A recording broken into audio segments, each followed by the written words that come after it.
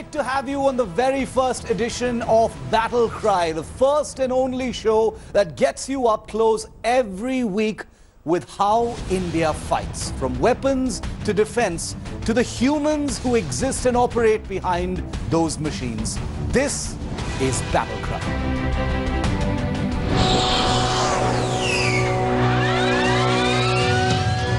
On the very first episode of Battle Cry this week, we're going big. From India Today's big exclusive on the Army's call for weaponized robots to hunt terrorists in Kashmir,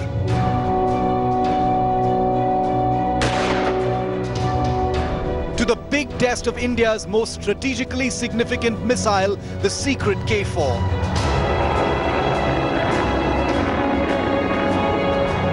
And the Indian Air Force's brand new Tiger Sharks fighter squadron that has its eyes fixed on China.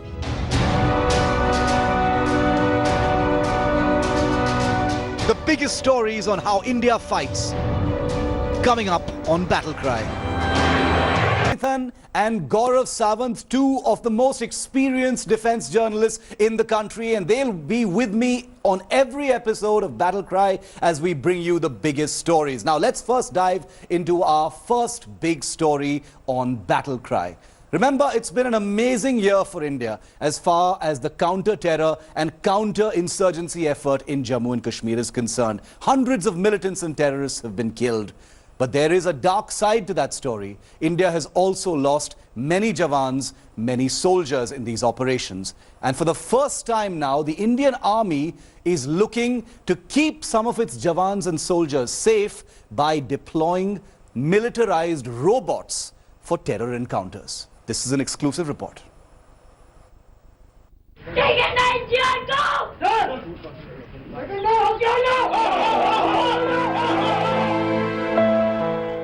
An image this country will never forget. Young Alka Rai saluting her father's flag-draped remains 5 years ago.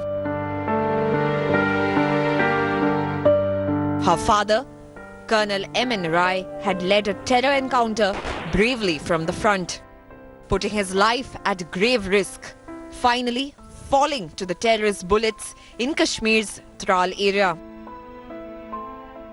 But his death was also a wake-up call to the army. One question echoed: why send soldiers and officers into harm's way in encounters? Why risk army men when the precise location of terrorists is unknown?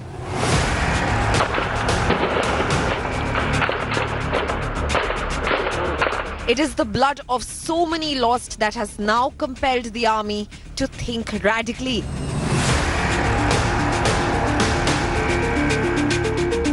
The army has announced its interest in procuring over 500 remote-controlled armed robotic vehicles that will fulfill the most dangerous roles in a terror encounter.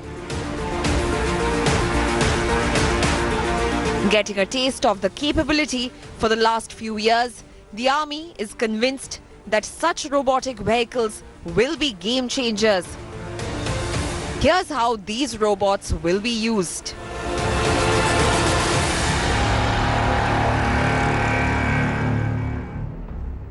Armed with cameras, the vehicles will be remote controlled by a commander from a safe 150 to 200 feet away.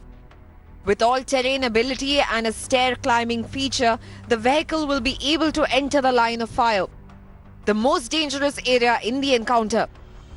Then, armed with visual information, human troops can then trigger either targeted rifle fire or the lobbing of grenades from the robot directly at the hiding terrorists. The vehicle will be armored enough to withstand some crossfire.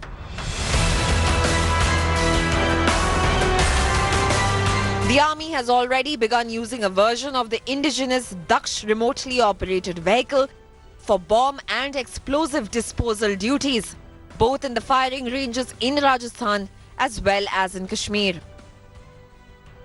The new killer robots, though, will be used by India's principal counter-insurgency force, the Rashtriya Rifles. The fact that the army is looking to purchase over 500 of these proves that it has gained confidence in their value and their ability to save lives. The game-changing procurement comes in perhaps the most tense security atmosphere in the newly divided Jammu and Kashmir. And perceiving an increase in Pakistan-fueled terror, the army wants the killer robots as quickly as possible. With Shivarur in Delhi, Bureau Report, India Today.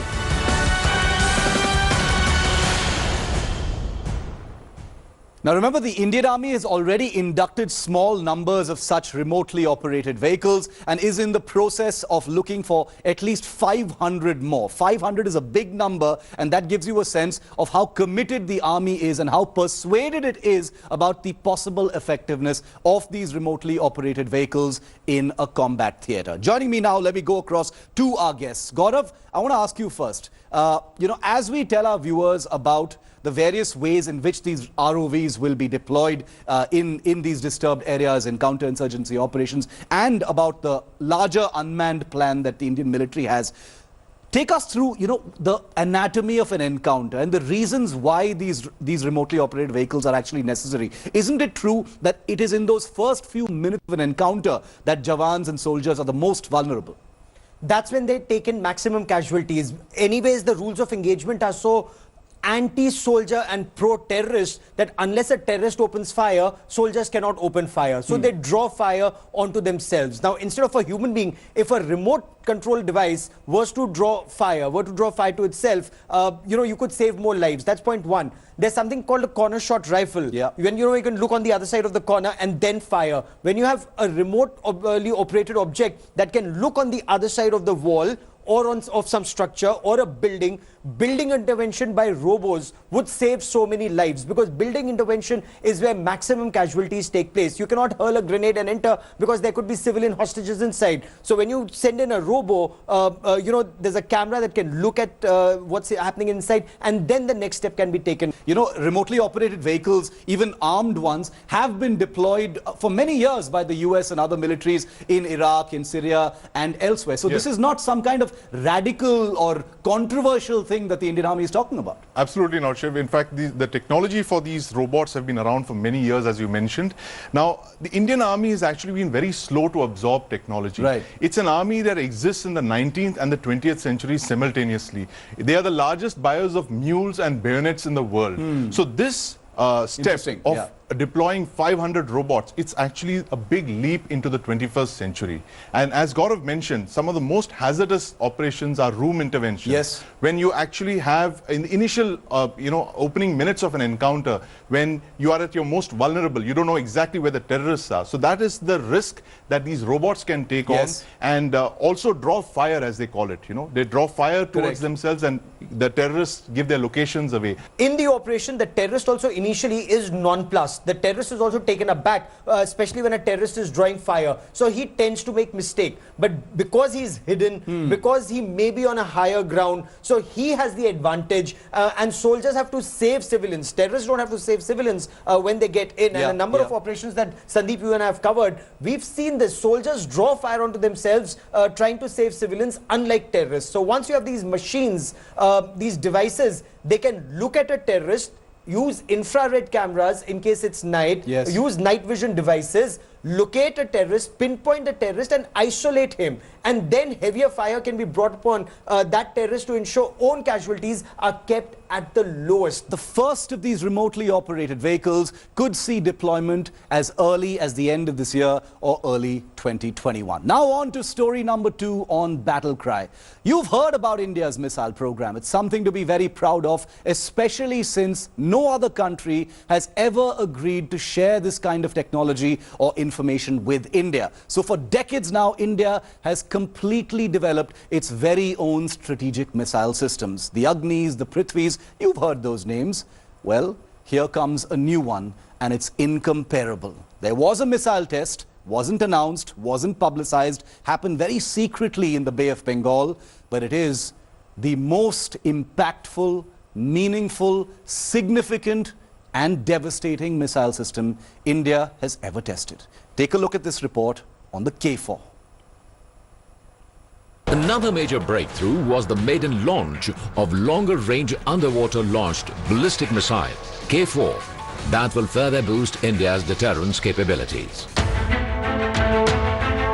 What you're looking at is the only public video clip of India's most secretive and significant missile system.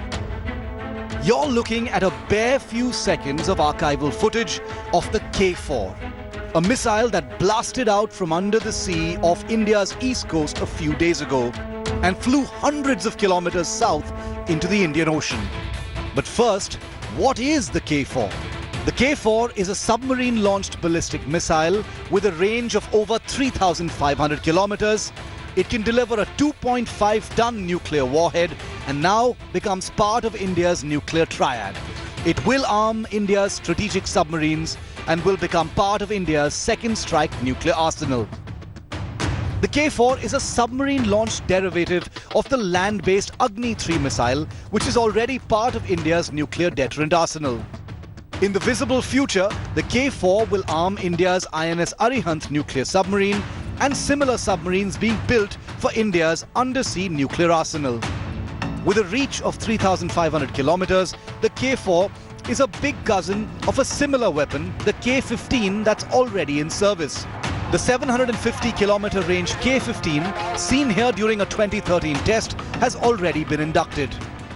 Few know that the K in K-4 stands for Kalam, in honor of the former president who most famously led and gave shape to India's missile program, giving India the distinction of being a full developer of strategic weapon systems without any outside help.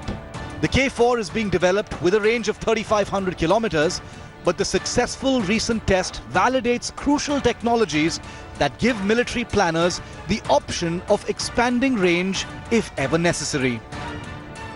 Even to intercontinental performance, to match the reach of missiles like Russia's Bulava missile or America's Trident. For India's requirement though, the K-4 covers all of India's immediate strategic threats, most notably all of China. With a successful test under its belt, it won't be long before the K-4 completes trials and is ready to enter service. But as always, it's important to say, the true strength of the K-4 will be realized if it never needs to be used. Bureau Report, India Today. So that few seconds of footage that you saw there in that exclusive report about the K-4 happens to be the only public footage of the K-4 missile system. Sandeep, this is right in your wheelhouse. Hugely complicated missile system, not just any ballistic missile, but actually fired from underwater. Why is the K-4 so significant? Shiv, the test of the K-4 is really significant. It enhances India's strategic nuclear deterrent, and I'll explain how. The sea-based deterrent is the third leg of the nuclear triad.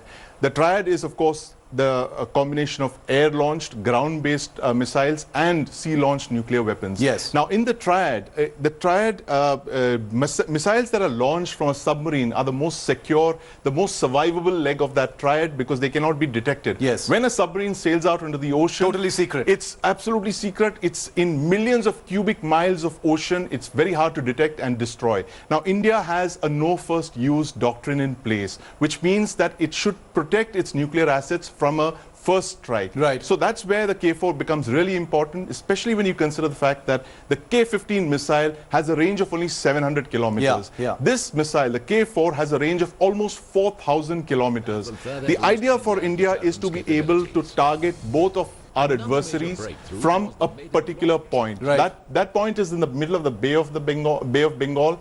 So you can be able to target, you should be able to target both Pakistan and China with the missile. Yeah. Now, the K-4 allows you to do that. So that's why it's really significant. It actually enhances India's nuclear deterrent posture. It's Gaurav, it's incredible because, as we've all three of us have covered for years, that India's missile program is truly special. None of this technology is anything that anybody would ever share with you. This is something that has had to be developed in-house. And the K-4, like I said, is not an ordinary ballistic missile because it has to emerge from a submarine. It has to be propelled through many feet of water, while remaining stable. And then it has to blast off literally from the surface, of the ocean. So technologically speaking as well, it's a huge feat. You're absolutely right. This was technology that was always denied to India. Yeah. So let's begin with Agni, Prithvi, Akash, Nag, Trishul. This is what we were talking about initially. So you started with your intermediate range ballistic missiles. Once you knew how to operate them well, that's when you then started moving to your other missiles.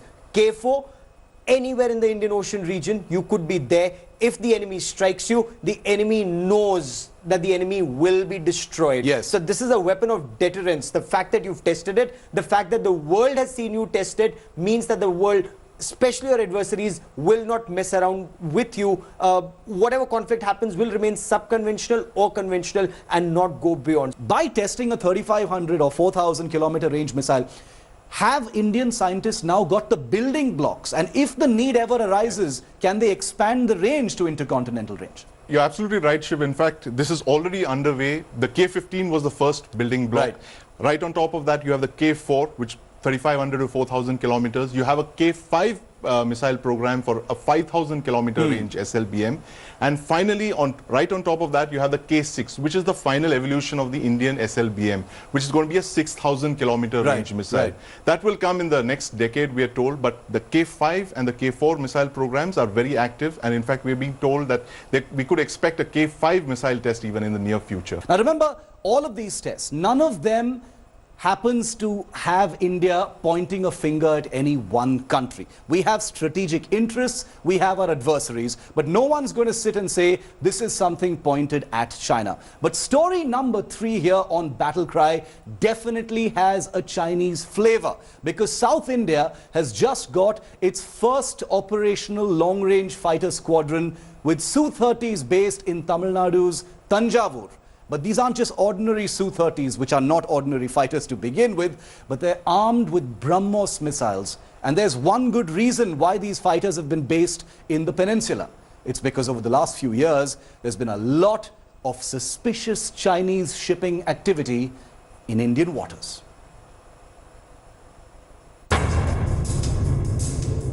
A suspicious Chinese vessel spotted in Indian waters.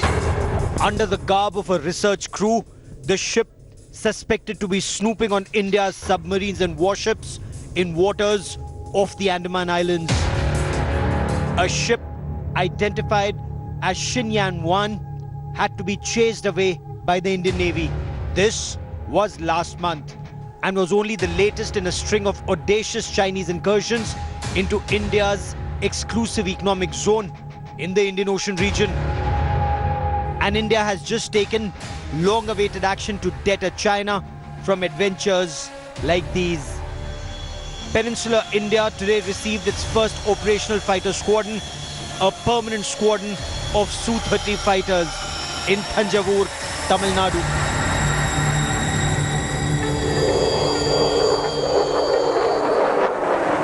The Indian Air Force's most capable jet is specifically configured here for missions over the Indian Ocean. And for that difficult task, these jets come armed formidably.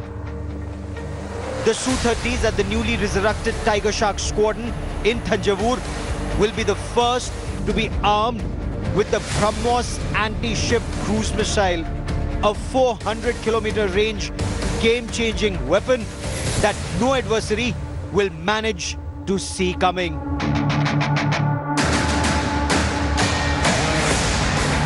Today's induction assumes huge significance as it finally gives India a powerful deterrent capability specifically pointed at Chinese activities in the Indian Ocean region. So important is this new squadron that the country's new Chief of Defence Staff, General Bipin Rawat, attended the ceremony too. From here, it can dominate the seas, provide very close and integrated support to the Indian Navy by protecting the vulnerable areas and vulnerable points that lie in the southern theatre. Su-30 with BrahMos is the strongest maritime combination that we have in terms of weapon capability. And for that, Tanjavur is the ideal location because of access to both on the east and west side and the IOR region. And in support of the Navy, I think it will bring huge capability. The purpose of the squadron is deterrence. to give Chinese planners food for thought before planning any adventures in the Indian Ocean. The strength of such weaponry is maximum if they never need to be used. But if push comes to shove and matters escalate in the Indian Ocean, these jets can be airborne in minutes and hostile vessels will not have time to react before they are locked and targeted. Here is how an extreme scenario would play out. Tiger sharks alert. Chinese vessels on notice. Indian Navy would first warn the Chinese vessel. Indian Navy would attempt to coerce the vessel. 3 Indian Air Force Su-30s would appear as a warning. Final warning would be issued to the Chinese vessel. Su-30 would fire the BrahMos missile at the Chinese vessel. The Su-30 jets will function in tandem with the Indian Navy's P-8Is long-range maritime reconnaissance aircraft based 300 kilometers north in Tamil Nadu's Arakonam. Together, their gaze will extend across India's island territories and the entire Indian Ocean region. India's eyes will finally have very formidable teeth. With Shiv Arur and Abhishek Bhalla, Bureau Report, India Today. Now, just to be absolutely clear, the actual possibility of a Su-30 firing a BrahMos at a Chinese ship is infinitesimally small. It's a very, very remote possibility. And the idea is not to ever enter a situation where that should be necessary. Isn't that right, Sandeep? That this is about deterrence and we shouldn't even imagine something like this actually happening. Because if we ever arrive in a situation where a BrahMos needs to be fired at a Chinese ship, we've already gone beyond the point of security. Yeah, absolutely, Shiv. In fact, we have in place what is called a maritime domain awareness system, which is a network of coastal radars, intelligence, which is feeding into this data fusion center in Gurgaon. Yes. Now, you know, just having eyes over the target is not enough. So for the first time, you have standoff precision capability. And this addresses the anxiety of Indian strategic planners, the fact that the Chinese Navy has been very active in the Indian Ocean region for the last 12 years. So this kind of gives you a deterrence, as you mentioned. And let's not forget, the Navy is also there with P-8Is. We're looking at a fleet of 22 P-8Is armed with, Harpoon missiles. Yes. This is possibly one of the largest anti-ship missile fleets in all of Asia.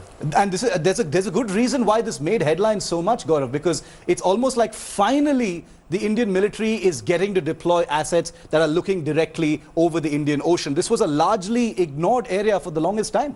So, when India says that the Indian Ocean is our backyard, you ought to be able to be in a position to protect your backyard, and not just by words, but weapons that can firmly back your words. Yes. You don't have to fire those weapons. The fact that you have those weapons, the enemy or the adversary or those who may want to interfere, they will know you have that capability and they will beware. Now remember, both China and Pakistan, they're desperately trying to come together. And when China stretches her sea legs in the Indian Ocean region, somebody needs to be there to say, okay, friend, you're coming into our backwaters. Yes. Beware. Also keep in mind, it's for the Indo-Pacific where India is stretching our sea legs. The key word here is deterrence, and we're going to leave you with that. Thanks very much, Sandeep and Gaurav. That's a wrap on the very first edition of Battle Cry. Thanks so much for watching. We'll see you again at the same time next week. Remember, we always say here on Battle Cry, India's true strength will only have been achieved